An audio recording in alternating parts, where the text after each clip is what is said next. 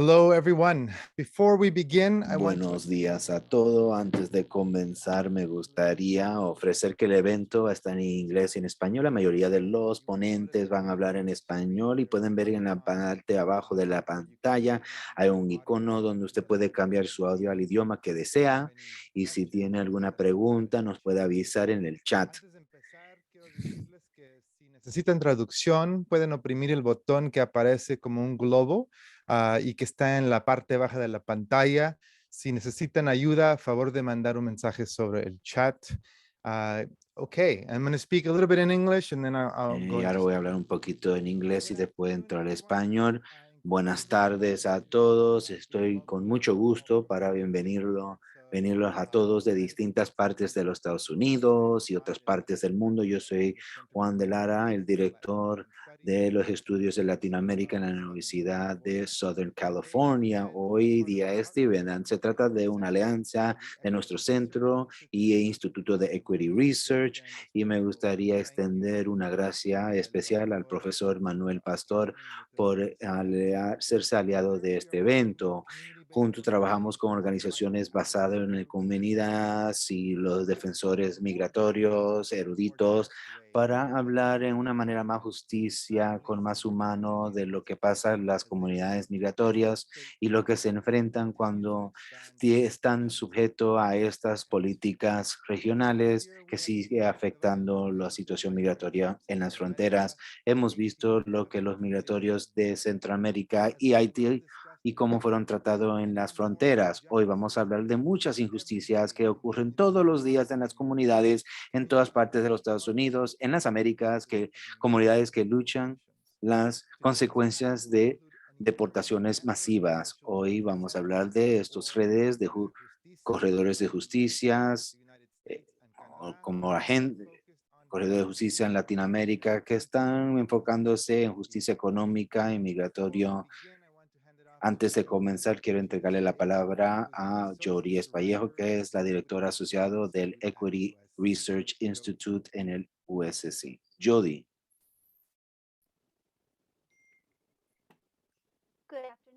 Buenas tardes a todos.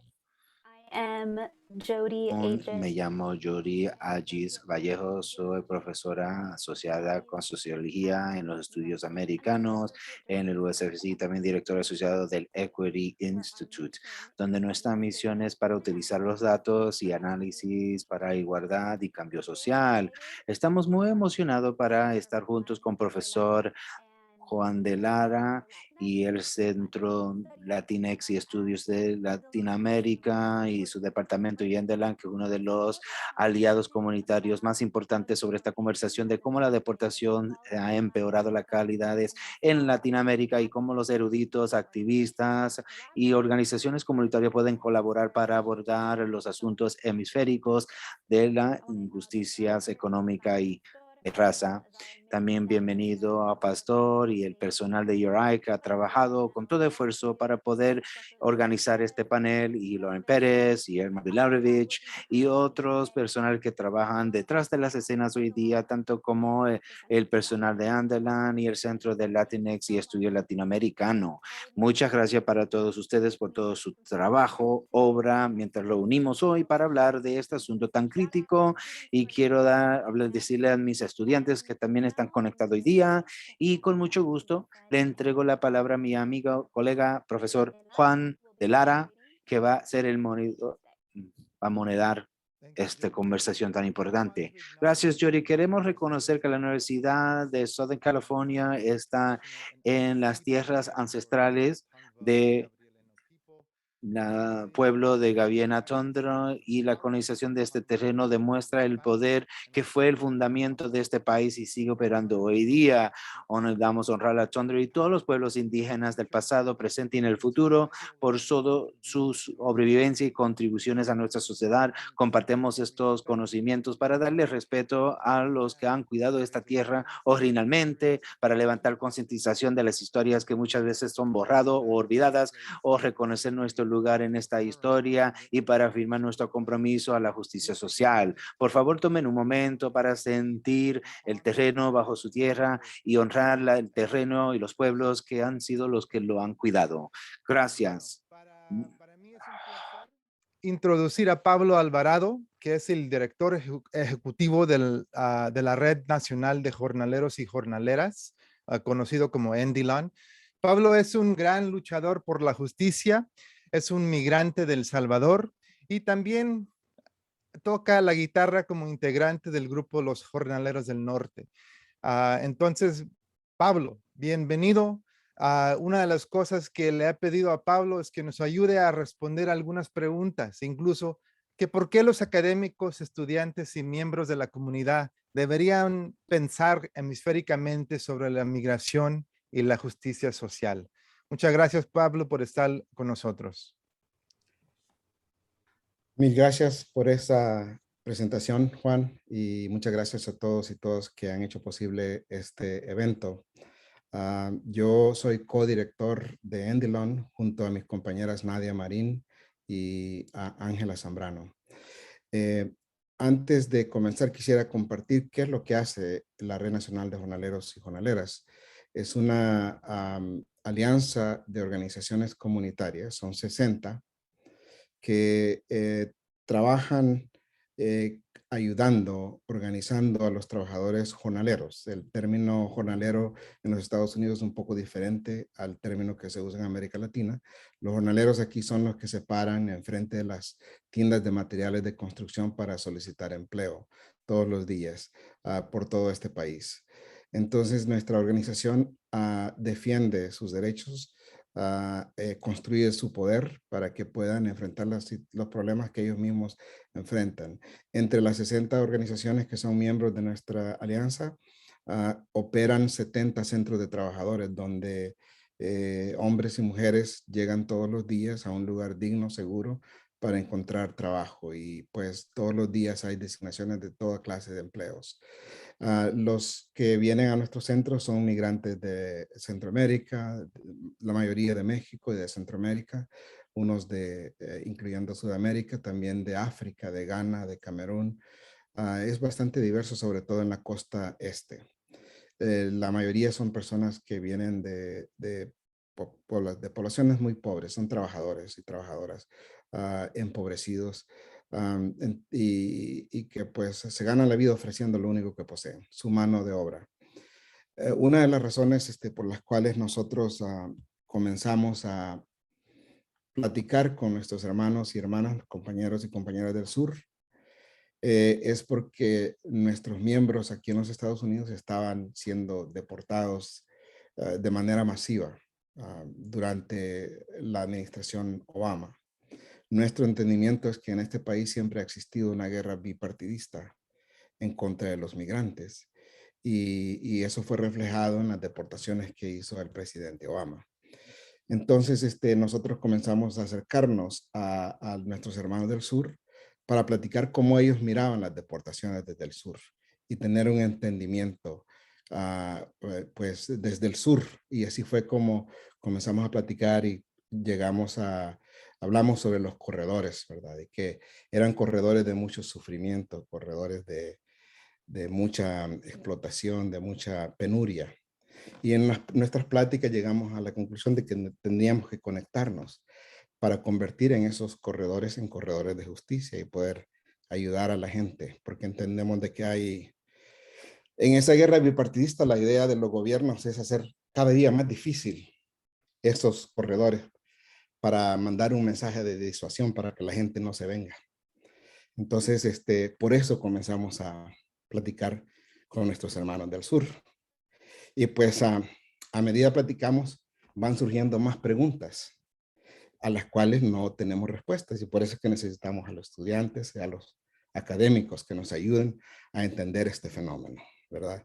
Desde la perspectiva de la gente más humilde de nuestro hemisferio, desde la perspectiva de los que están luchando en la línea de enfrente, ¿verdad? Esta pandemia no nada más afectaba a los trabajadores en los Estados Unidos, sino también a los trabajadores del sur. Las deportaciones no nada más son aquí en los Estados Unidos, también en otros corredores, ¿verdad? Sabemos que gente migra desde Nicaragua, Costa Rica, que hay gente migrando desde Haití a Chile, desde Venezuela a Brasil, y que son pues corredores donde hay muchas penas, mucha zozobra, mucho sufrimiento. Entonces, nuestra plática pues fue para eso, para comenzar a tratar de entender todos esos fenómenos y entender también la cuestión, el tema de los derechos laborales, la explotación. Muchos trabajadores acá no les pagan su salario, muchos empleadores incluso usan el tema del estatus migratorio para negarle los derechos a la gente. Entonces encontrábamos de que mucha gente había sido deportada y porque el patrón había llamado a la migración porque no quería pagarle los salarios a sus trabajadores. Entonces, por eso es que comenzamos estas conexiones con nuestros hermanos y hermanas del sur. Entendemos de que este tema, y yo creo que debemos de asumirlo así, que el tema de migración no se va a terminar, va a continuar. Entonces debemos de encontrar maneras de cómo nos conectamos los unos con los otros para poder traer justicia pues a esta población, que es la población que ha mantenido las ruedas de todas las economías, sobre todo aquí en los Estados Unidos, rodando durante esta pandemia y que es muy cruel pues que a los trabajadores en este país que han sufrido y que han dado tanto para que otros puedan vivir durante esta pandemia. El único documento que le han entregado es el documento de su certificado de muerte. Es muy triste ver eso. Entonces nosotros creemos pues de que juntos podemos trabajar y crear, porque no es cuestión de caridad, sino de poder, porque si queremos cambiar las circunstancias en las que se mueven los trabajadores migrantes de norte a sur y de sur a norte, de todos lados, pues tenemos que vernos diferentes.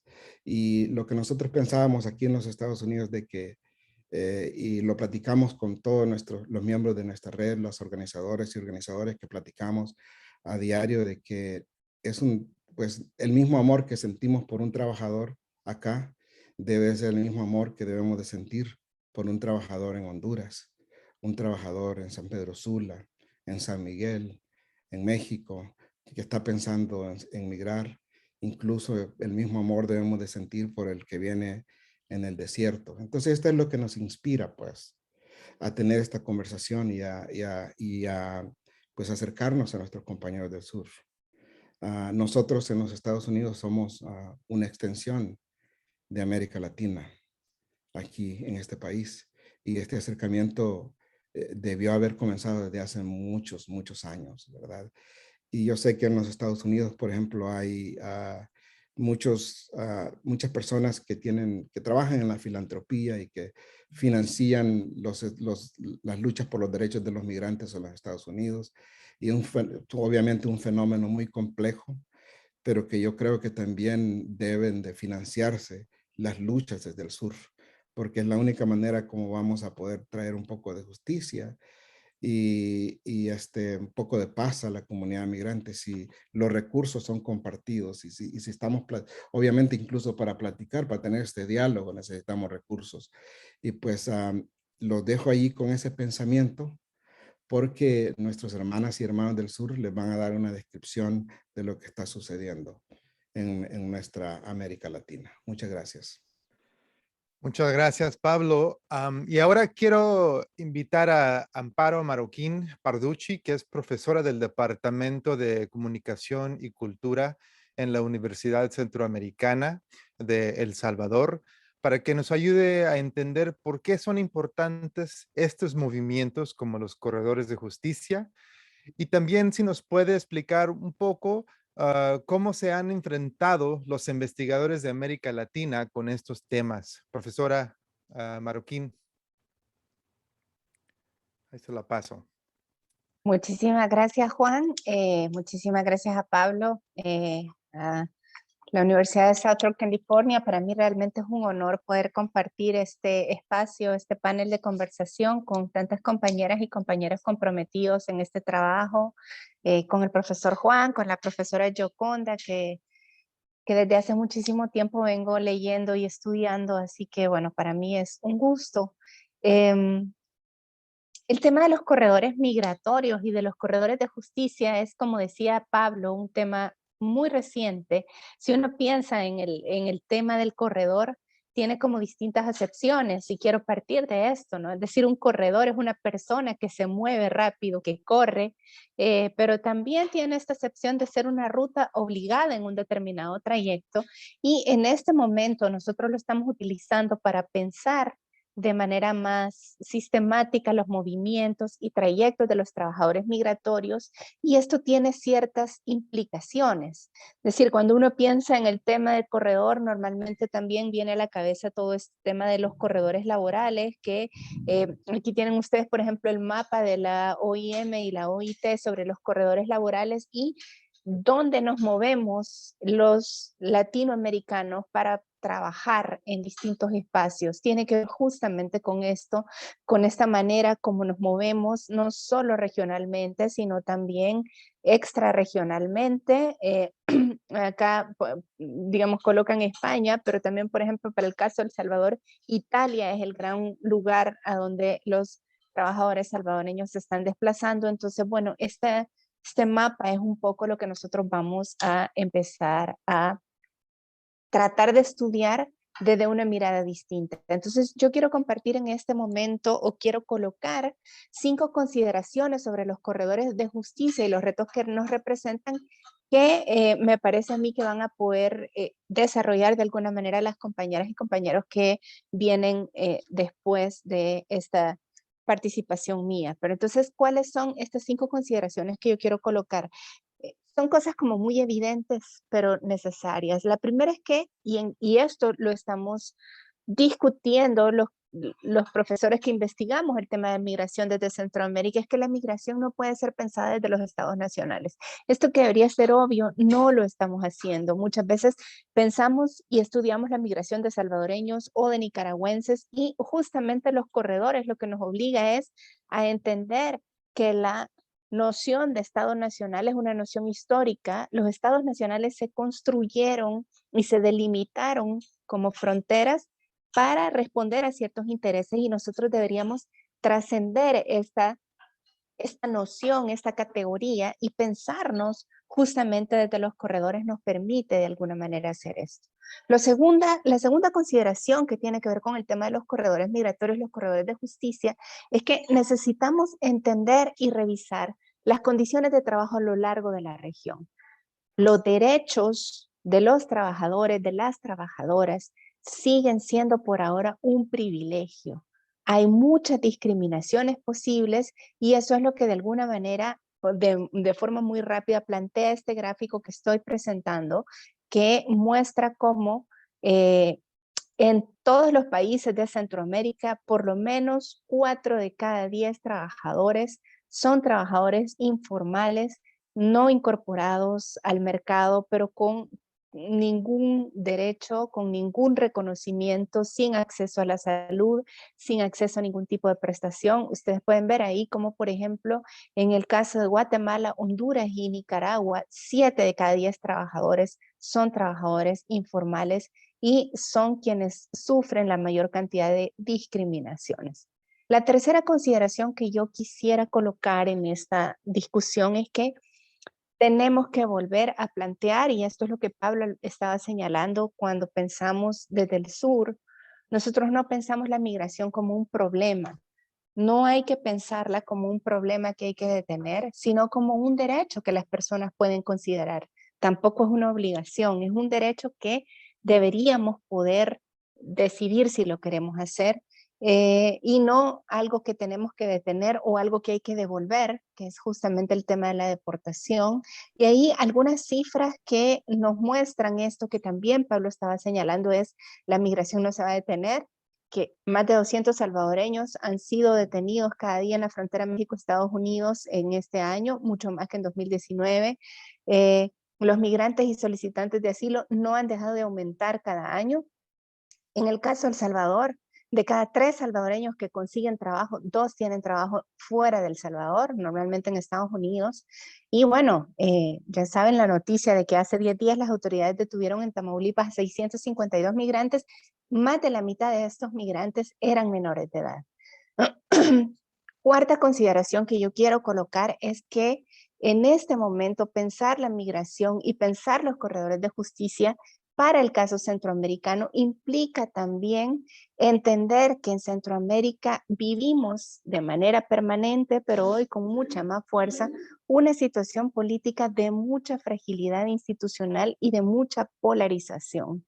En este sentido, la fragilidad institucional de erosión de la democracia en muchos de nuestros países nos implica o debilita la posibilidad de acceder al Estado de Derecho. Si no hay Estado de Derecho, no hay estándares laborales, no hay reconocimiento de este tipo de cuestiones para los trabajadores. Y quinta consideración, y ya voy cerrando, Juan, la migración, como decía Pablo, no va a dejar de aumentar. En este momento somos casi 4 millones de centroamericanos en Estados Unidos y esta migración va a seguir en aumento. ¿Por qué? Porque la migración no es un problema, la migración es un derecho que tenemos que considerar.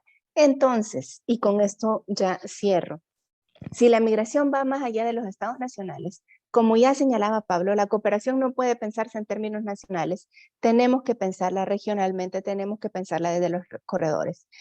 Si en Centroamérica el trabajo decente, digno, con derechos es más bien la excepción que la norma, hay que investigar y generar datos que entiendan lo laboral también desde la interseccionalidad. No es lo mismo ser trabajador centroamericano, migrante, hombre que mujer, ser indígena que no indígena, ser de la población LGBTI o no serlo. Eh, eh, entonces, todos estos elementos son importantes. Si nosotros consideramos que migrar es un derecho y que no es un problema que tenemos que resolver, la pregunta es cómo generamos condiciones dignas para la migración. Cómo empezamos o cómo volvemos a colocar en nuestros países la discusión sobre la portabilidad de derechos y cómo colocamos en nuestros países la necesidad de reformas educativas que posibiliten una educación para la migración. Si nosotros consideramos que Centroamérica tiene una estabilidad política histórica que no permite no solo la vida digna, sino el tránsito del trabajo digno, pues entonces tenemos también que hacer un trabajo de formación de líderes que nos permitan construir esta estabilidad política que tan necesaria es en la región. Y si la migración va a seguir, nosotros tenemos que construir un conocimiento sobre ello. Es decir, el gran problema es que la información sobre la migración sigue siendo una información que encontramos de manera dispersa y aislada. Y me parece a mí que ya es el momento de construir un instituto de investigación desde los corredores de justicia que nos permita tener un lugar desde el cual nosotros podamos acceder a la información que necesitamos para tomar este tipo de decisiones. Eso es lo que yo quería compartir. Muchísimas gracias. Muchísimas gracias, profesora Amparo Marroquín Parducci. Muchísimas gracias. Ahora tengo, a ver, sí, todos los panelistas que serían Mercedes, Clara, Liduvina y Fidelina pueden presentarse con la cámara. Ahora quiero reconocer un grupo de personas quienes están haciendo el trabajo de establecer estos corredores de justicia en América Latina. Es decir, están plantando las semillas de este movimiento. Y con nosotros tenemos a Mercedes Pérez, parte de la Comisión de Acción Social Menonita en Honduras. Clara Puac, que viene de la Asociación Civil de Guatemaltecos Unidos por Nuestros Derechos de Guatemala. Liduvina Magarín, del Centro de Integración para Migrantes, Trabajadores y Trabajadoras en El Salvador, y Fidelina Mena Corrales, que viene del Centro de Derechos Laborales Sin Fronteras en Costa Rica. Muchísimas gracias, compañeras, por estar con nosotros. Si por favor toman un par de minutos para darnos un breve resumen sobre el trabajo que están haciendo para desarrollar los corredores de justicia y por qué son importantes para ustedes. Si empezamos con Mercedes, por favor. Muchas gracias, estimado Juan de Lara y demás invitados en este importante panel y análisis sobre la situación de los derechos laborales de nuestros compatriotas. Como bien lo dijo Juan Lara, yo soy la gerente del programa de apoyo a migrantes retornados de la Comisión de Acción Social Menonita en Honduras. Hacemos una labor sumamente importante desde el año 2014 en cuanto a la promoción y defensa de los derechos de los migrantes y qué hacer ante el olvido del gobierno y de los gobiernos en general de Centroamérica, como ya lo mencionó nuestra amiga Amparo Marroquín. Nuestra labor se centra justamente en dar atención a esta población migrante retornada a través de un modelo de atención que incluye componentes como atención psicosocial, ayuda humanitaria, que es lo inmediato, porque recordemos en las condiciones que vienen nuestras poblaciones.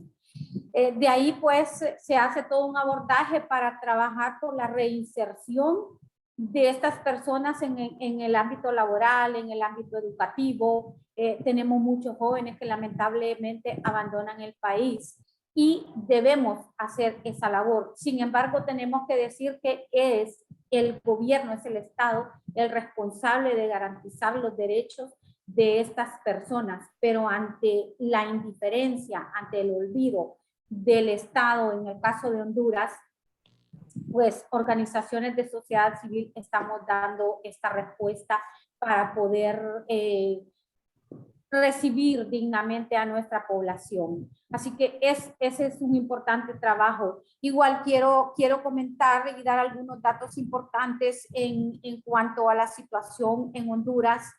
Decir que Honduras tiene una población de 9 y un poco más de habitantes. Somos un país rico, lamentablemente ha sido empobrecido por las autoridades que por décadas han mal administrado los recursos de nuestro país. En este momento pues estamos frente a un régimen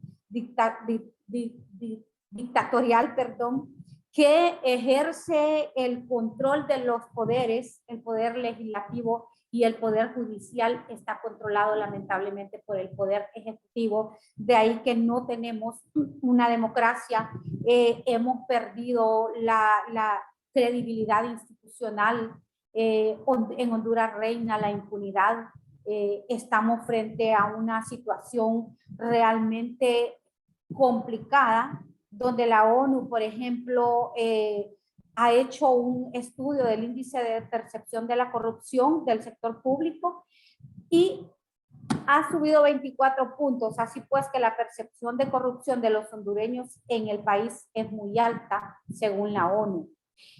Para los economistas del Foro Social de la Deuda Externa, la pobreza en Honduras podría aumentar de un 70 a un 75% al cierre de este año. Esto significa que la pobreza podría aumentar 5 puntos porcentuales, es decir, que 3 de cada 4 hondureños estarían en condición de pobreza al cierre de este año. De ahí que podemos ver entonces estos éxodos migratorios permanentes, las famosas llamadas caravanas migratorias, que no son una caravana, sino más bien un éxodo permanente de una huida de las personas que no pueden ya tener oportunidades en este país. Y es la única válvula de escape, buscar oportunidades fuera del país. Ya no, nuestros compatriotas ya no ven como su espacio Estados Unidos ni México, sino ahora vemos pues muchas personas buscando también países en Europa como España, donde pues tenemos muchos compatriotas trabajando. Pero ¿qué está pasando ahora con las deportaciones?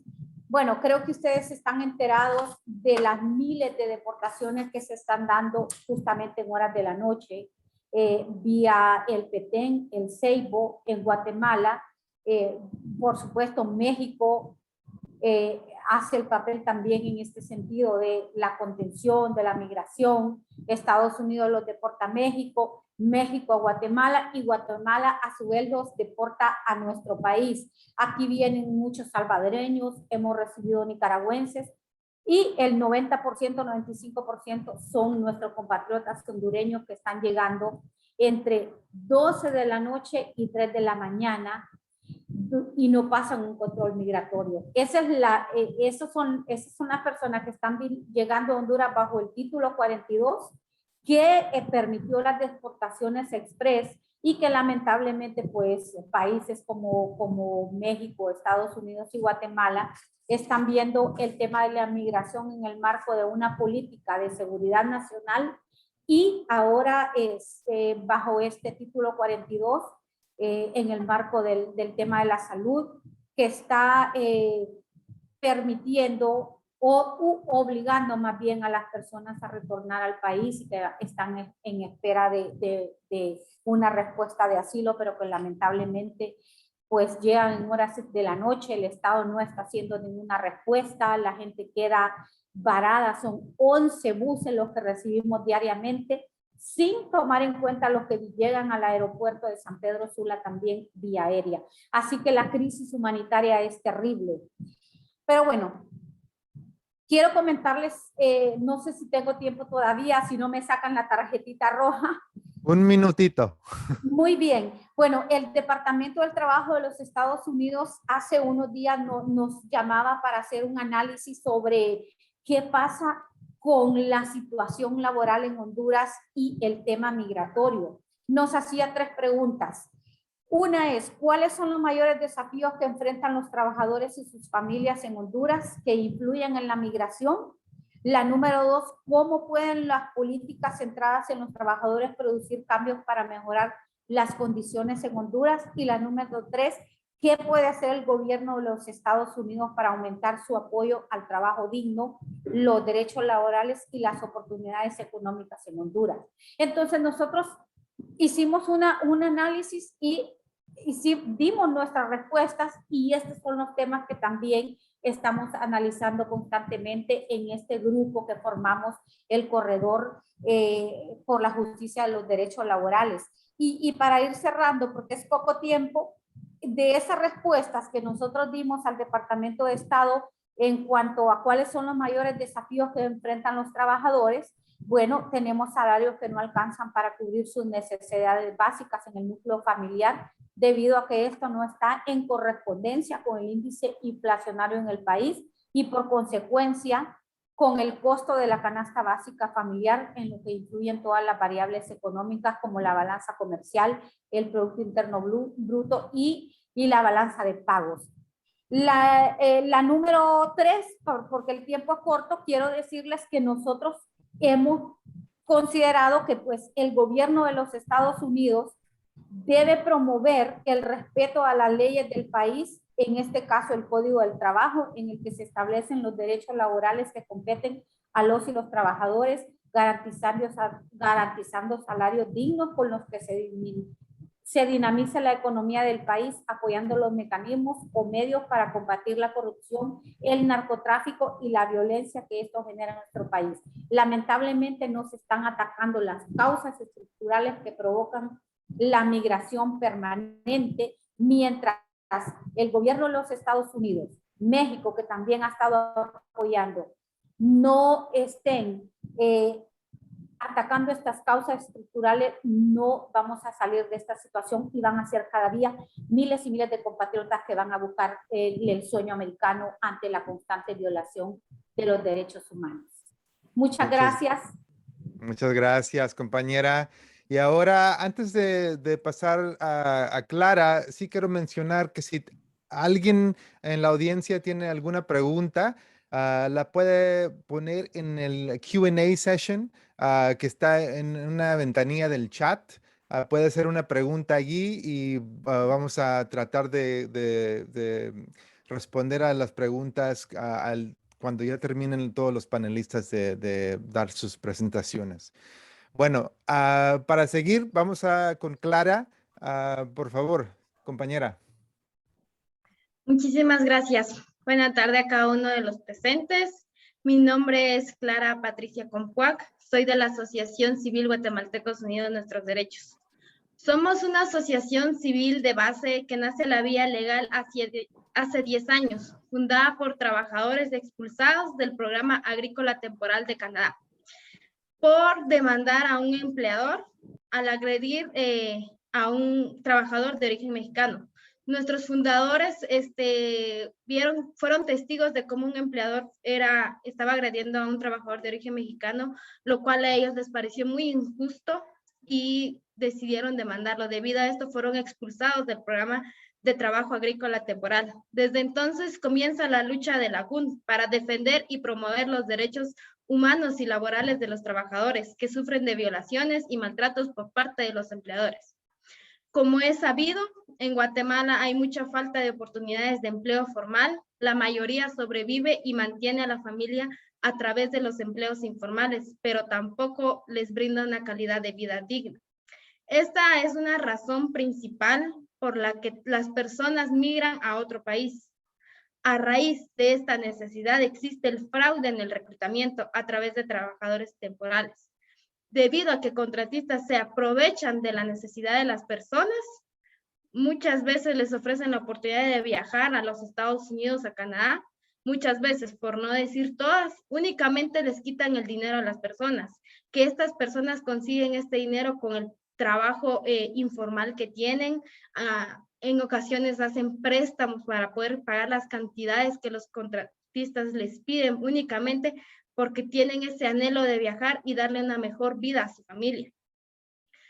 Es la razón principal porque las personas acceden a hacer los pagos. Cuando alguien viene acá y le dice que tiene la oportunidad de viajar y le pide cierta cantidad de dinero, todas las personas acceden a darlo, buscan la manera de poder reunir ese dinero y dar el dinero a este contratista, que al final de cuentas desaparece y el dinero que se le dio es perdido completamente. De las personas que han logrado viajar se encuentran con muchas dificultades en su destino de trabajo, ya que son explotados y maltratados por parte de los empleadores. Muchos sufren de violencia, pero nadie dice nada por el temor de ser expulsados de la lista de trabajadores que viajan. Cuando un trabajador es agredido por parte del empleador, no puede hablar. Prácticamente tiene este temor de decir de que si es agredido, la van a expulsar del programa y ya no va a poder viajar y cómo va a mantener a la familia. Muchas veces van con deudas y entonces ellos estando allá tienen eso en la mente de decir, tengo que pagar la deuda que dejé antes de venir. Entonces ellos no hablan, aguantan todos los malos tratos que les hacen los empleadores. La GUN da acompañamiento a 3 casos emblemáticos de personas que han sido estafadas por parte de contratistas, que les prometen llevarlos a trabajar a los Estados Unidos, a Canadá, a cambio de altos cobros, viajes que nunca se han dado. A raíz de todo esto, AGUN ha implementado un proyecto de seguridad alimentaria que es llevado a cabo con mujeres de diferentes comunidades, ya que las mujeres son quienes tienen menos oportunidades de viajar y menos oportunidades de conseguir un empleo formal. Al momento de que la persona dentro de la familia, el esposo pueda conseguir la oportunidad de viajar, la mujer es quien queda acá en Guatemala, haciéndose responsable de la familia, de los hijos, porque en muchas ocasiones el esposo se puede, a veces no encuentra trabajo, a veces unos viajan con personas que van por el desierto, entonces prácticamente solo se espera acá en Guatemala que la persona pueda llegar con bien y encontrar un trabajo. Entonces la mujer es quien queda a cargo de la familia, quien vela por los hijos. Entonces, a raíz de todo esto, Aguna ha implementado un proyecto de seguridad alimentaria con estas mujeres para quizás no solucionarles el problema, pero darles un alivio a esos hogares que tienen muchas dificultades. Exigimos a los empleadores que traten bien a sus trabajadores para que no sufran de ningún maltrato o violencia por parte de los mismos, ya que ellos migran únicamente porque buscan una mejor vida, tener una vida digna, darle una vida digna a las familias, a los hijos, y que los estados cumplan con su obligación de valer los derechos y contratos de trabajadores temporales, que aún durante la pandemia del COVID-19 siguieron viajando a los Estados Unidos y Canadá para asegurarse de que estos países tuvieran que comer. Si bien es cierto, todas y todos tenemos derecho a migrar donde necesitemos y donde queramos. No deberíamos de ser expulsados de nuestras comunidades por no tener oportunidades. Antes de ser migrantes, todos somos trabajadores y trabajadoras. Gracias. Muchas gracias, compañera. Y ahora vamos a seguir con, a ver quién está en la lista. Liduvina, compañera Liduvina Magarín, que viene desde El Salvador. Hola, buenas tardes. Sí, un saludo a todos y a todas. Sí, me parece súper importante este espacio para que las organizaciones que trabajamos en nuestros países podamos compartir, y particularmente este espacio de parte de la universidad. CIMITRA es una organización sin fines de lucro que tiene como propósito atender dos grupos poblacionales que son los retornados, las personas que migran, que hacen a veces 3, 4 viajes tratando de quedarse en Estados Unidos, y también a trabajadores y trabajadoras de bajos ingresos, que son llamados trabajadores independientes o por cuenta propia. Entonces, esos son los dos grupos poblacionales con los que trabajamos, pero inicialmente desde la fundación de la organización, pues la inspiración principal fue el tema de la población migrante que es detenida y deportada hacia El Salvador, que cuando regresa no tiene mayores opciones para reiniciar su vida.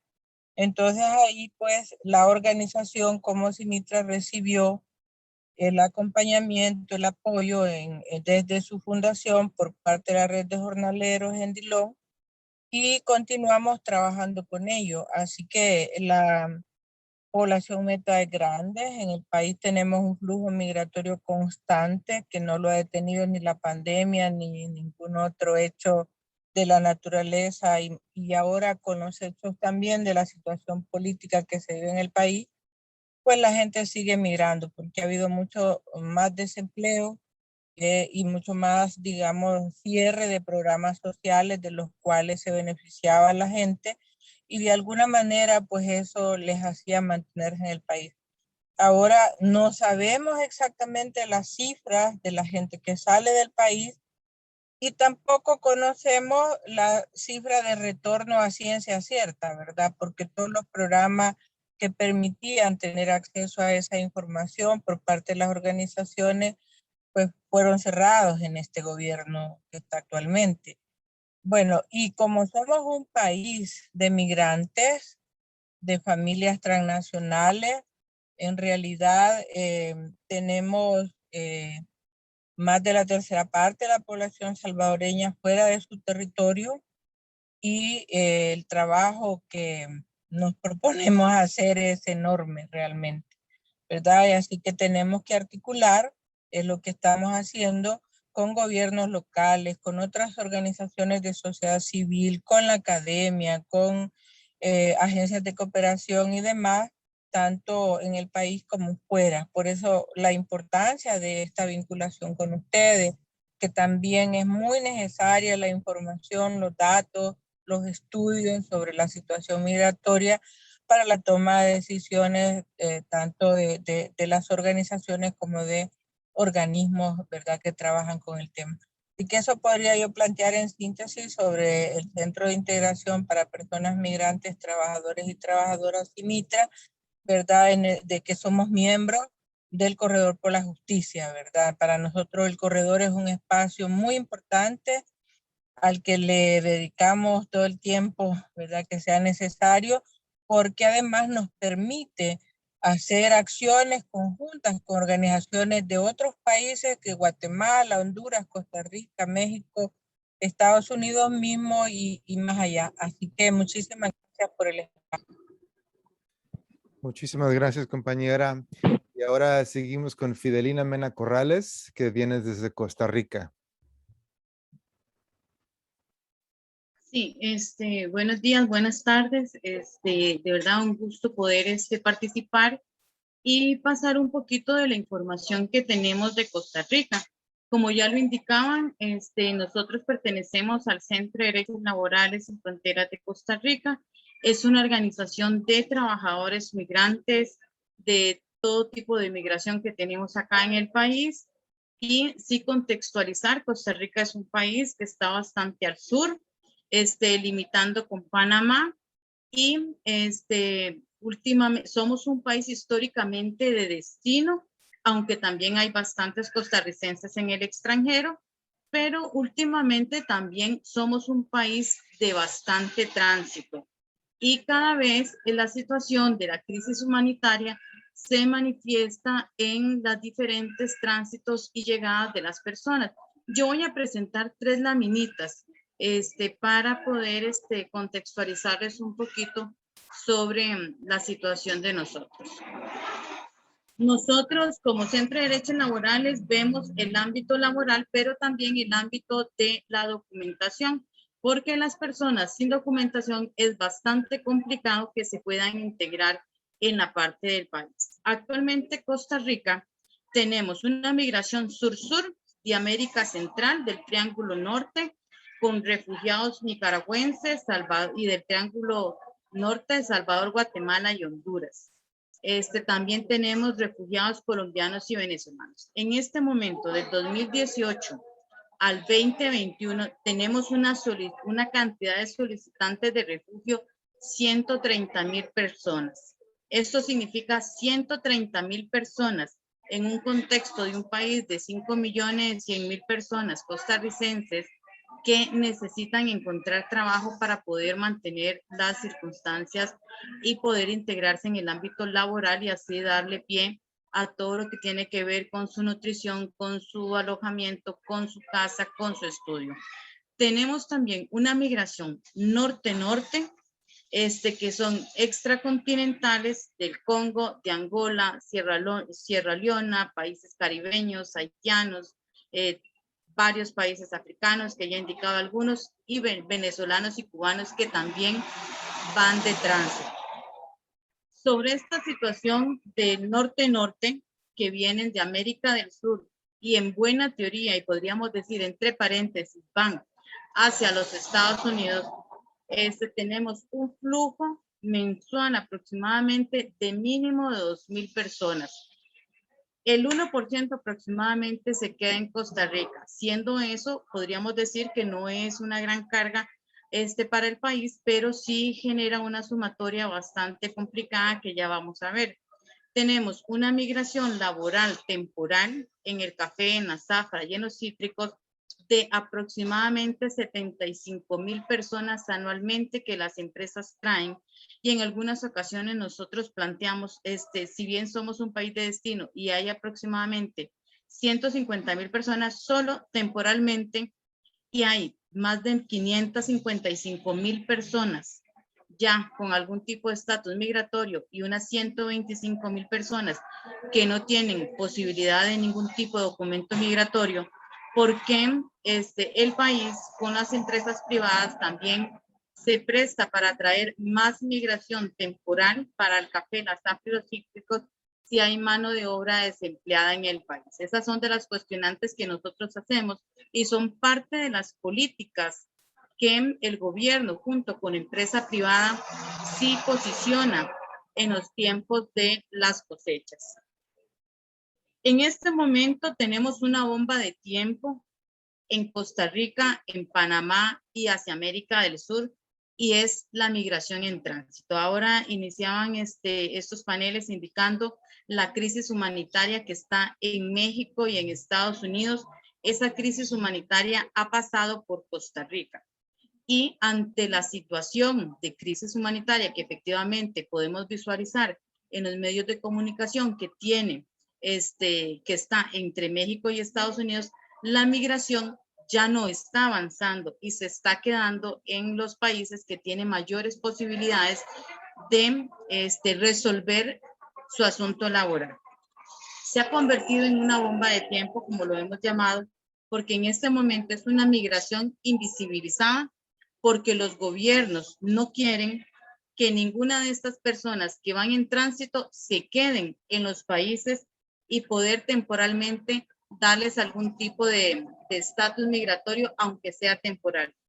Es una migración de nadie, porque ningún país la quiere, pero tampoco, y es un racismo solapado, pero tampoco quieren directamente y políticamente hablar sinceramente con los países de tránsito y de los Estados Unidos para decir, bueno, la migración quiere irse para los Estados Unidos y la migración va para los Estados Unidos, porque saben que políticamente no es lo que Estados Unidos está buscando, y estos países se están prestando para entonces hacer más crisis humanitaria, porque el paso está libre, aunque políticamente y el discurso es que es una migración que temporalmente está cerrada las fronteras para esta migración.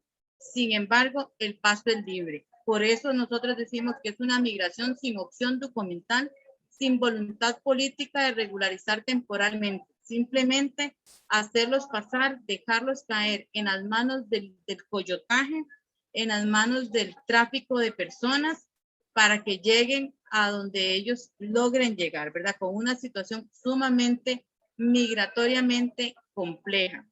Estas fotos que están ahí son ayer. Nosotros atendimos un grupo grande de personas extracontinentales y haitianas que tuvimos que llevarlas a la unidad de refugio, a la dirección de migración. La respuesta en su momento de migración es no se van a documentar. Y dígales, convénzalos que se vayan.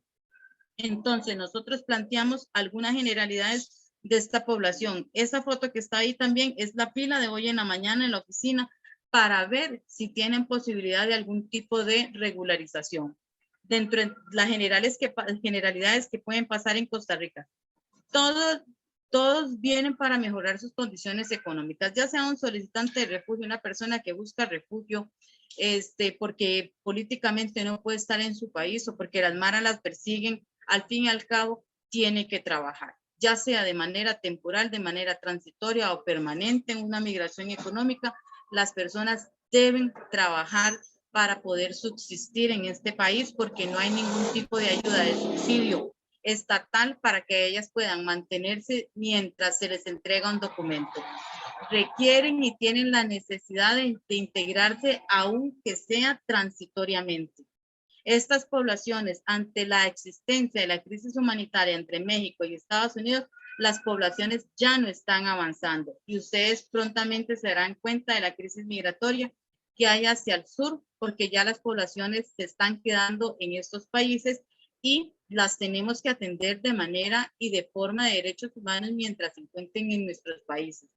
Existe una permisibilidad policial de que pasen para que no se queden en Costa Rica, y por ende el cierre de fronteras es únicamente un asunto político solapado, porque ante los demás gobiernos manifiestan que hay fronteras cerradas para estas poblaciones, que no hay flujos controlados, pero eso no es cierto. Nosotros estamos en el centro de San José, donde convocan los buses para que estas personas tienen que llegar a la capital para continuar hacia el norte, que es Nicaragua. y la cantidad de flujos entre 7 a 8 buses que vienen de la frontera panameña es de cantidad de personas que van hacia el norte y algunos se quedan ya como indicado en Costa Rica. Eso tendría que compartirles a ustedes. La situación de Costa Rica es una situación de destino muy fuerte. A veces hacia el norte no conocemos la realidad que vivimos en Costa Rica y que tenemos que asumir las organizaciones de sociedad civil con una cantidad bastante fuerte de población extranjera de todo tipo, y no tenemos que dejar por fuera la población indígena Nove Burlén, que viene a la recolección del café, que aparte son 55,000 personas que entran ya a partir de esta fecha a la recolección de café con la finalidad de la venta del mismo, y sumamente explotada porque una cajuela de café tiene el costo de $1.25 la medida del café. Muchas gracias. Muchas gracias, compañera. Y ahora, antes de llegar al punto del evento donde vamos a hacer preguntas y tener una discusión más amplia, quiero invitar a la profesora Gioconda Herrera Mosquera, que es Facultad de Latinoamericana de Ciencias Sociales en Ecuador. La profesora, si por favor, si puede discutir un poco sobre las deportaciones desde su perspectiva en Ecuador, e incluso si puede discutir algunas ideas para ampliar la colaboración sobre el trabajo que se ha compartido como parte de los corredores de justicia, como lo han mencionado las compañeras y compañeros hoy durante este panel. Buenas tardes, muchísimas gracias por la invitación al profesor Juan de Lara y a todas las personas que han hecho posible esta discusión muy necesaria. Fui gratamente sorprendida porque precisamente me parece vital el pensar hemisféricamente, y en ese sentido el visibilizar a la migración ecuatoriana hacia el norte y sobre todo a la migración indígena. Me voy a permitir compartir unas poquitas láminas que puse los títulos en inglés, pero voy a hablar en español, así pues también va un poco de la traducción. Nosotros he venido investigando justamente la deportación de indígenas ecuatorianos, que luego de Centroamérica es el primer grupo en cantidad de deportados desde Estados Unidos, después de México y de centroamericanos, ¿no? Entonces, es una migración que existe desde hace 50 años a los Estados Unidos, pero que ha sido muy invisibilizada. Y este es un proyecto que hemos desarrollado pues justamente para conocer los efectos en estas comunidades andinas del páramo ecuatoriano a 3,000 metros, cómo afecta una medida que es tomada, ¿no es cierto?, tan al norte, pues afecta la vida cotidiana de muchas de estas familias que, es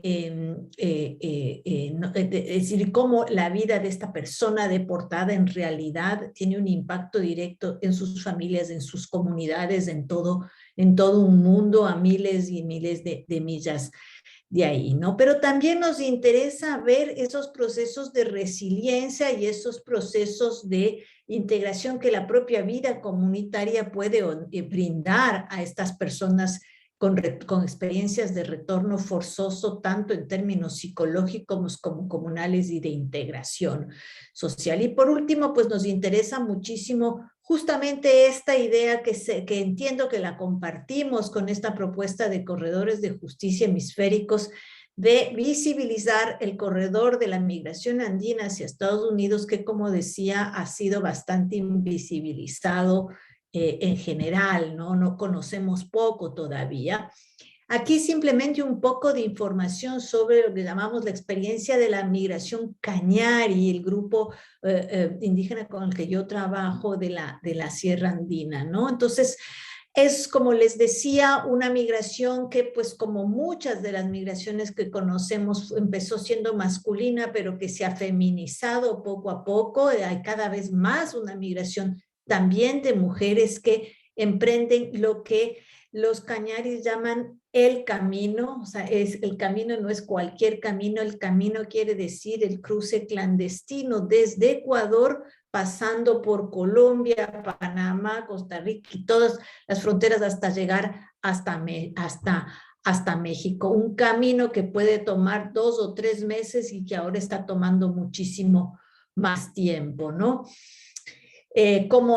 Toda esta migración reciente, son trabajadores, son vendedores ambulantes, están en las economías de la limpieza, en el caso de las mujeres, y han sufrido este proceso que han sufrido varios de los trabajadores migrantes latinos que conocemos en Estados Unidos, de pasar de ser indocumentados, a irregulares, a ilegales, entre comillas, y a criminalizados, ¿no? Y cómo este proceso de criminalización de la migración está afectando a una migración invisible y por lo tanto desempoderada, que se beneficiaría ya muchísimo precisamente del contacto con asociaciones y con grupos con mucho más experiencia de lucha en ese sentido, ¿no?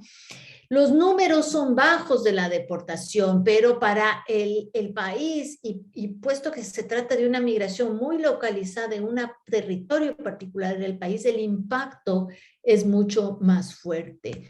Unos datos muy, muy cortitos sobre lo que está ocurriendo ahora y el tremendo crecimiento de esta migración desde el 2018, que se triplica en 4 años. Y así como se triplica la migración, se triplican las detenciones. Hemos pasado en este año un número récord de detenciones en la frontera solamente de ecuatorianos. Aquí tienen las cifras, que son números jamás experimentados para el caso del Ecuador. Es decir, este boom que también existe en Centroamérica es contagioso, también viene desde el sur, y creo que eso es muy importante de identificar.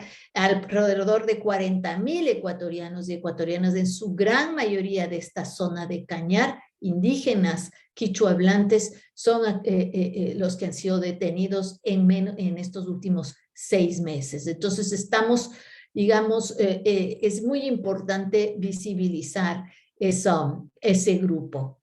En cuanto a los deportados, aquellos también vemos como un crecimiento de los datos que nos han ofrecido. Últimamente pasamos en Ecuador de un vuelo mensual a recibir 2 vuelos semanales en los últimos 4 meses, en plena pandemia, de deportados. Entonces, los efectos, pues no tengo tiempo de hablar de eso. Creo que más importante que puedo compartir nuestra investigación, pero quisiera simplemente terminar, para no robarme más del tiempo de la discusión, con algunas ideas de cómo yo veo puede ser importante pensar, ¿no es cierto?, en términos de estos corredores hemisféricos de justicia. Algo ya lo mencionó Amparo, me parece muy importante, por un lado, pues conectar esta migración más al sur, en el corredor sur-norte, pero también me parece muy importante el conectar lo que ya mi antecesora lo mostró para el caso de Costa Rica, que es este crecimiento muy importante de las migraciones sur-sur, de la migración intrarregional, de los corredores de tránsito de haitianos, de venezolanos, de colombianos, que no están solamente, digamos, que están recorriendo todo Sudamérica. Los taponamientos de la selva del Darién son cuestiones que tenemos que visibilizar. Creo que esto tiene que apuntar fundamentalmente al empoderamiento de los migrantes, de sus propias voces y sus organizaciones, a través precisamente del intercambio entre organizaciones. A mí me parece que ese podría ser una meta muy importante de estas iniciativas. Creo que hay que acompañar lo que en el Cañar llaman el camino, hay que hacer un acompañamiento. Muchos de estos migrantes van absolutamente solos o bueno, con coyotes y sabemos lo que eso implica, pero también hay que acompañar el retorno. Uno de los grandes vacíos en el caso de Ecuador es justamente que toda esa población deportada no recibe ningún tipo de apoyo. Y pienso que, por último, la producción justamente de información sobre estos corredores para la transformación es un elemento vital. Dejaría ahí entonces esta lluvia de ideas rápidas y muchísimas gracias por la invitación. Muchísimas gracias, compañera. Y ahora, quiero a ver si si por favor todos los panelistas, las personas que se han presentado ahora, si pueden pasar por la pantalla para prender sus cámaras.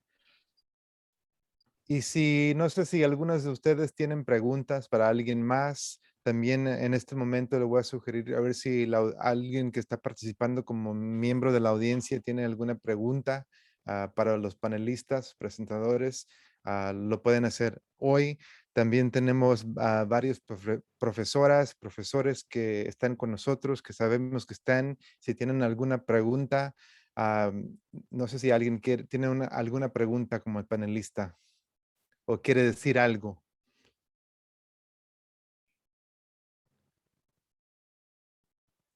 Sí, Daisy.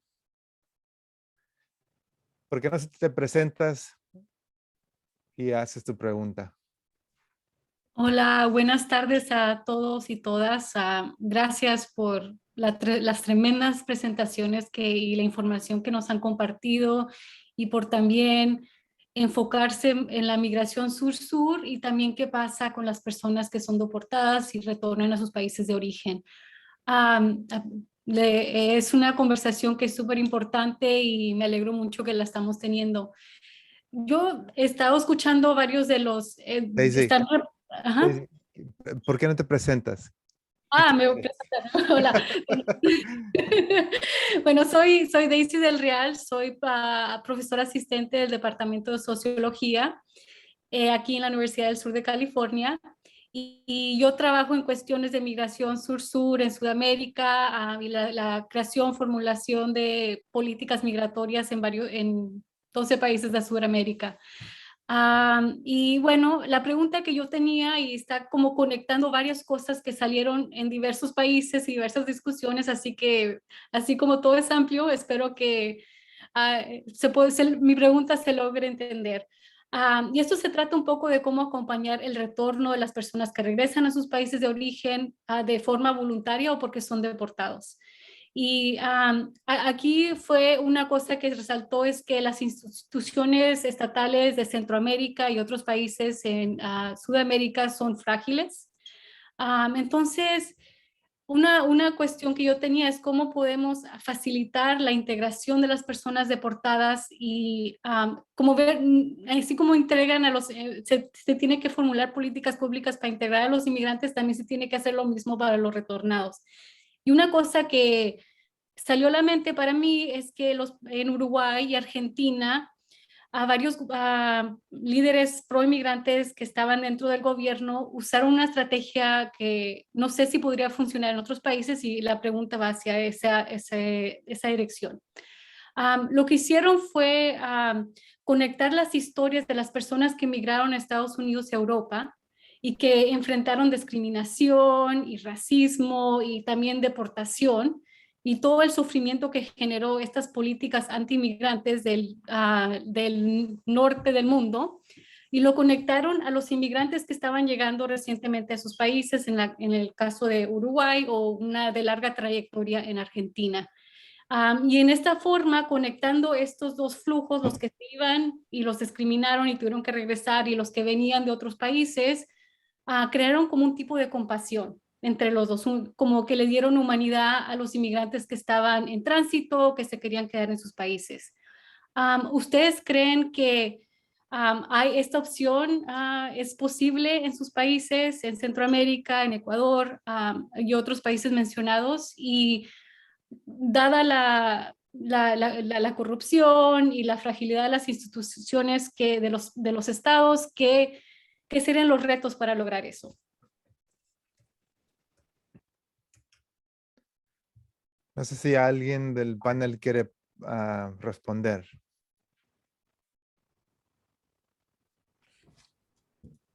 Pues si quiere puedo comenzar yo ahí, Juan, y que le dé seguimiento a alguien más. Claro, claro. Pues mire, como nosotros aquí en los Estados Unidos trabajamos con organizaciones que defendemos a la gente que está en proceso de deportación.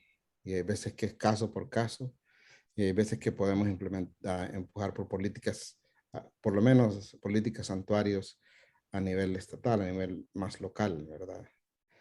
La situación es de que muchas veces la manera como nosotros pensamos acá, como algunos piensan, pues es de que ya cuando esa persona es deportada, aunque usted la haya estado defendiendo, esa persona ya no existe. Ya, ¿verdad? Se terminó, ya hice lo que pude para poder parar su deportación. Entonces, cuando nosotros comenzamos a ver la conexión y fuimos hacia Centroamérica en particular, pues lo que encontramos es de que el mismo estigma de acá, que aquí se cree que la persona que deportan es una persona mala, que ha hecho cosas malas, terribles, en contra de la sociedad y que por eso han sido deportados. Pues encontramos allá cuando nos juntábamos con Amparo y hacíamos un estudio cuando entrevistábamos a las personas que venían deportadas de los Estados Unidos, nos decían que era el mismo estigma. Incluso habían personas que tenían 5 o 10 años de vivir en El Salvador y que no encontraban trabajo por ese estigma, ¿verdad? Por ahí comienza la remoción de ese estigma, pero eso es totalmente insuficiente porque al final es cuestión de recursos, ¿verdad? ¿Cuánto se va a invertir para que esta persona pueda tener un proyecto de vida en nuestros países de origen? Y lo dejo allí para que mis compañeros y compañeras le sigan. Gracias, Pablo. Yoconda. Sí, justamente nosotros hemos estado estudiando precisamente la postdeportación y yo veo 2 riesgos de ahí de una intervención del Estado, lo que ya Pablo mencionó, porque veíamos que a ratos decíamos, el Estado debería ayudar a estas personas, pero si el Estado va a ayudar con funcionarios que tienen una mentalidad criminalizadora, en lugar de ayudar, lo pueden empeorar. Entonces, yo creo que hay un trabajo muy fuerte de hacer con los propios funcionarios estatales para que no reproduzcan ese estigma y más bien tomen conciencia de la extrema fragilidad y vulnerabilidad con que regresan los deportados. Y ahí nosotros veíamos que se necesita actuar en 3 niveles. Y que tiene que haber un trabajo de fortalecimiento organizativo. Por eso me parecía muy interesante la experiencia que acabamos de escuchar de El Salvador, de acompañar esos procesos. Yo le veía en 3 niveles. Lo uno es el tremendo trabajo en términos de salud mental que hay que hacer con personas que han estado detenidas, con grandes procesos depresivos, que llegan inclusive con medicación que se les interrumpe cuando van a sus comunidades y que tienen ahí a su familia y cuyas familias tienen que hacer un trabajo enorme de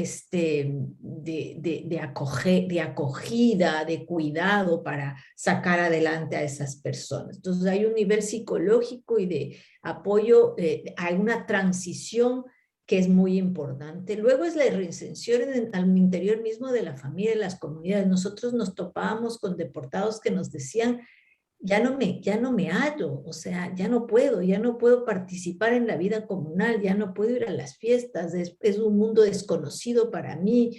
Hay todo un proceso de reinserción cultural y social muy importante, no solo de trabajo. Y lo tercero es, por supuesto, intervenir en términos de inserción sociolaboral, ¿no? Creo que hay esos 3 niveles de individual, familiar y comunitario que tienen que ser trabajados en el territorio y que muchas veces el Estado está muy, muy lejos de ahí. Creo que en segundo lugar esta idea de la memoria de la migración es algo que se explota muy poquito en los países andinos y que se debería hacer mucho más, porque nosotros tenemos este rato, somos un país que recibe, que tiene alrededor de 500,000 venezolanos de este momento en territorio ecuatoriano y que es un país migrante. Entonces estamos viviendo la inmigración, la emigración en un territorio muy pequeño y tenemos una memoria ya de la migración que deberíamos trabajarla para combatir la xenofobia, por ejemplo, que es un problema muy, muy fuerte que estamos viviendo los países sudamericanos. Muchas gracias, compañera. dejaría Ahora ahí. sigue Mercedes.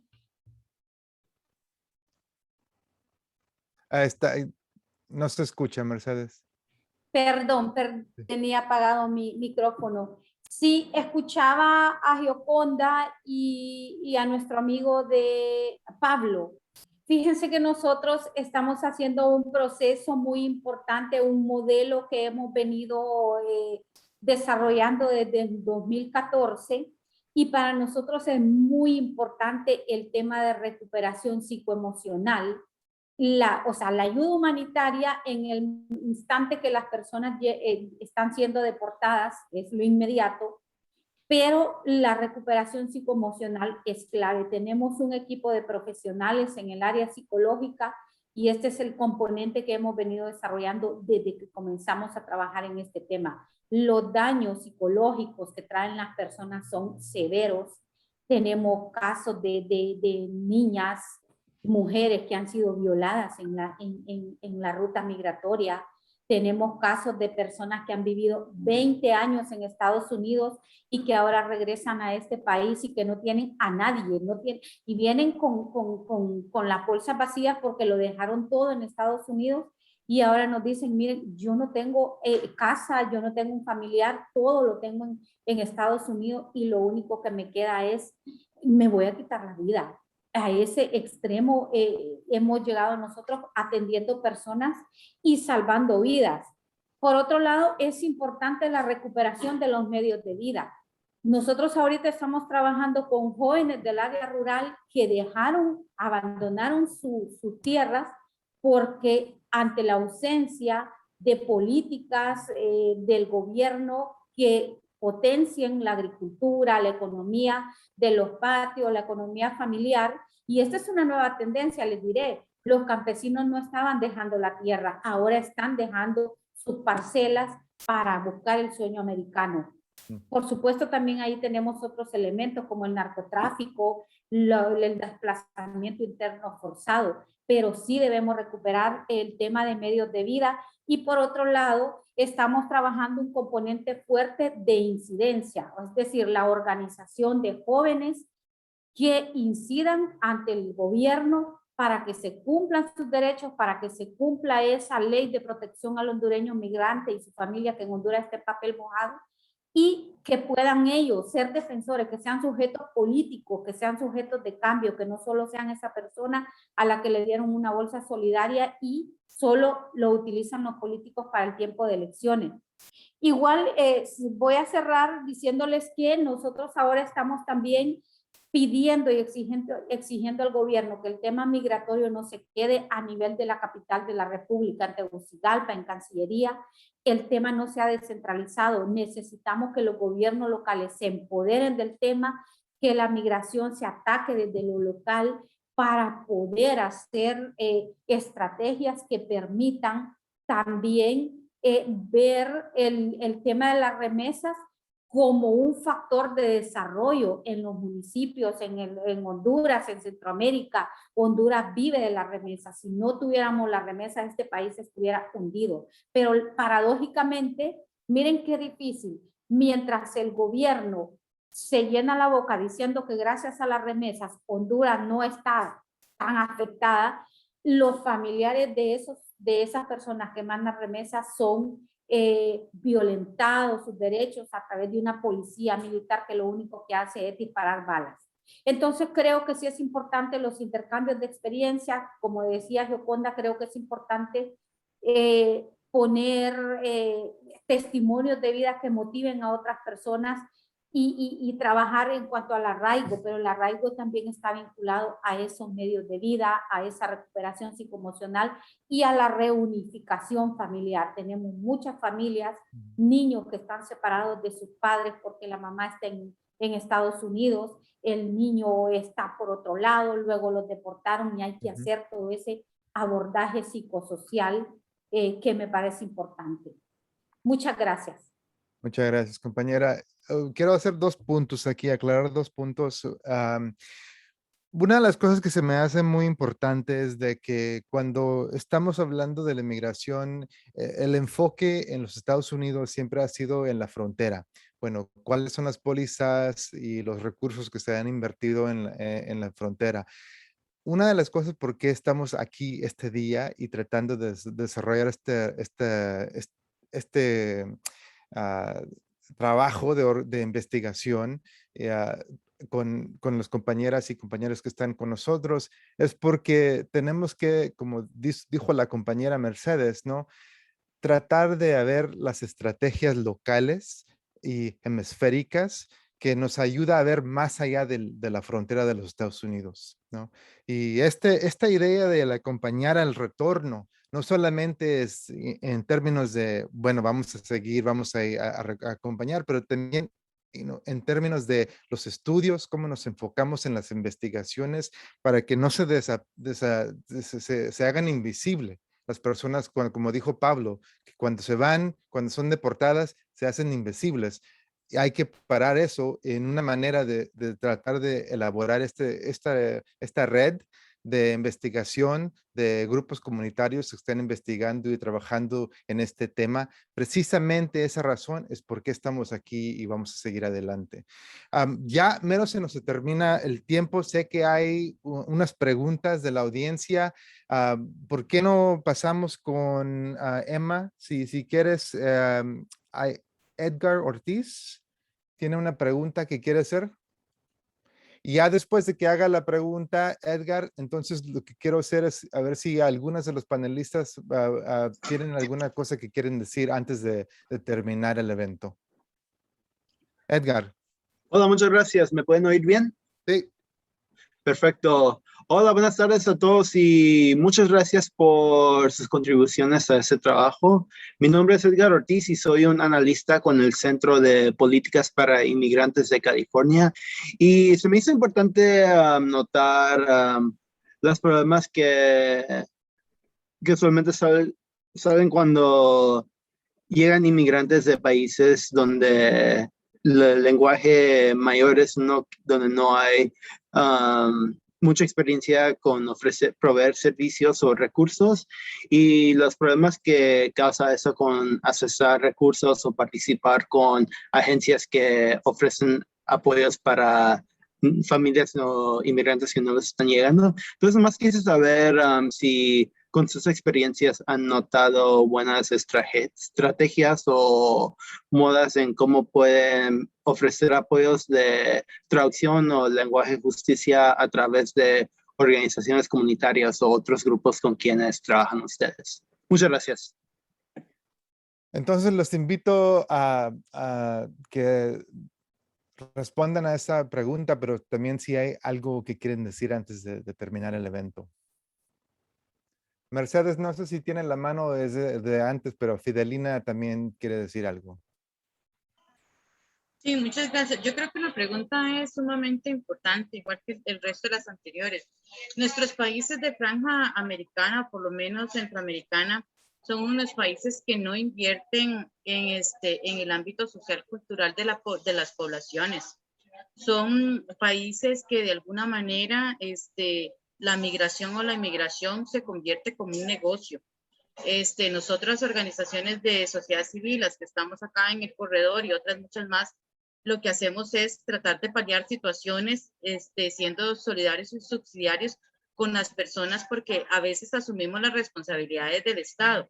Y concretamente con su pregunta en el sentido de la inversión lingüística, no hay ningún tipo de inversión lingüística. En nuestra franja lo que les interesa es que la persona hable inglés y posiblemente para que posteriormente se vaya para los Estados Unidos. porque un migrante allá tiene mucho más valor porque va a ingresar mucho más remesas a esos países mal llamados expulsores. Y en el caso de los países de la franja, que somos países de destino, como en el caso de Panamá y Costa Rica, somos países que valemos si llegan las personas solicitantes de refugio o buscando refugio, como Venezuela, Colombia, Colombia, en el caso de Nicaragua, porque entonces hay ingresos de dinero de las Naciones Unidas para ver estudios, para hacer análisis, para contratar más funcionarios públicos, hacer infraestructura política y en realidad una inversión social. Cada vez son sumamente recortadas las inversiones sociales en la parte lingüística, no hay mayor interés. En Costa Rica sí, por lo menos la Comisión de Acceso a la Justicia sí exige que si se va a hacer una entrevista, ya sea judicial o administrativa, a una persona, debe de ser en el idioma nativo de la persona, y es ahí donde pues nosotros tenemos que estar litigando cada rato para... Ejemplo, las entrevistas del día de ayer de las personas salteadas tenían que haber sido en criol y tenía que haber sido una persona que hablara el criol y no se hicieron. Entonces tenemos que presentar recursos, apelaciones, etcétera, demostrando, porque las mismas palabras que lo que dicen no es la misma interpretación de lo que está poniendo el traductor, que no es oficial del idioma de la persona. Entonces podría agregarles eso. Muchas gracias. Bueno, lastimadamente se nos ha terminado el tiempo, pero quiero darle 30 segundos a Amparo para que diga lo que quiere decir, a ver si puede. Solamente veía que en Question and Answers hay otra pregunta sobre el tema de Afganistán que me pareció muy interesante. En realidad nosotros desde los países de Centroamérica no estamos pensando que vamos a recibir, por ejemplo, refugiados de Afganistán, y me imagino que Yoconda igual porque está sintiendo. Sin embargo, puede ser que haya algún tipo de migración extracontinental que sea de paso, es decir, gente que pase por esta región para tratar de subir y a veces se quedan durante un tiempo tratando de, o pensando que si tienen papeles desde Centroamérica, desde Ecuador, desde Costa Rica, desde El Salvador, puede ser más fácil seguir moviéndose, y esto tiene que ver otra vez con los corredores. Y lo otro que iba... pero lo que sí nosotros vamos, de alguna manera tendríamos que prepararnos, aunque nuestros gobiernos no lo están haciendo, es por el tema del TPS. Es decir, el tema del TPS sí es un tema que nos está implicando, o que nos debería implicar a la región pensar qué es lo que vamos a hacer en la medida en que esto no se prorrogue, en la medida en que esto no pueda tener una solución positiva para todos los trabajadores y los trabajadores migrantes. Entonces solo quería señalar eso como un elemento importante, y mil gracias otra vez, me encantó. Muchísimas gracias, compañeras y compañeros. Y tenemos muchas otras preguntas que no tenemos suficiente tiempo para responder. Pero ya quiero concluir este evento, y como dije en el principio, vamos empezando esta discusión, esta conversación y este proyecto de investigación. Y muchas gracias. So I want to thank all of our guests today. As I mentioned at the beginning, migration. Entonces quiero darle gracias a todos los invitados que están hablando de migración sobre la frontera y aplicación policial. Ha sido un fracaso.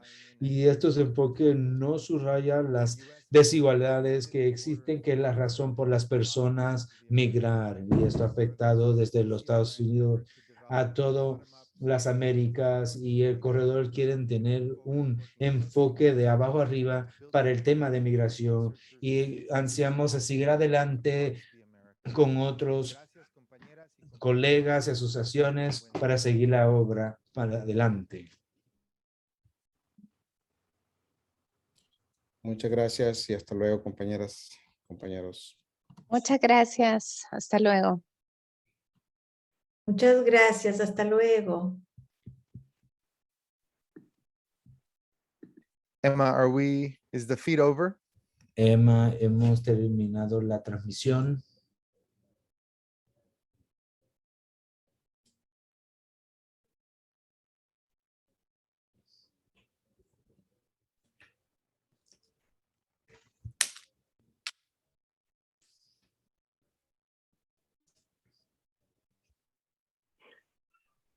Hey, Juan.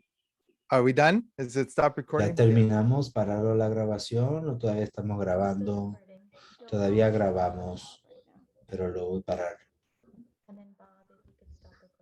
Y si puedes también parar la grabación, Bob. Muy bien. Fue todo bien. Muchas gracias a todos los que participantes todavía nos puede ver. Sí, hola. Entonces vamos a hacer una verificación más tarde, pero gracias a todos por hacer un buen trabajo. La oigo, Kelly. Es como la hora de novatos, ¿no? Voy a quitar todos los panelistas rápidamente.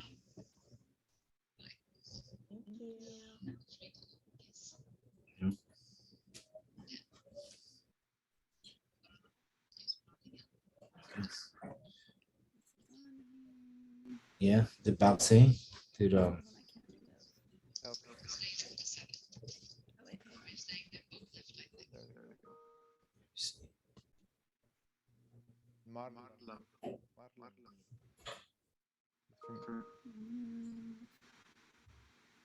Are the interpreters free to go? I think so, yeah. Thank you Thank so much. Thank you so much. Thank you so much. Okay, good. Everybody's all Awesome. of the Thank attendees you. are gone. We'll see Great you on the job. next one. Great job. Thank you so much, interpreters. Yeah, thanks. That was great. Thank you all for making that happen. Oh my gosh, Juan, good job. You did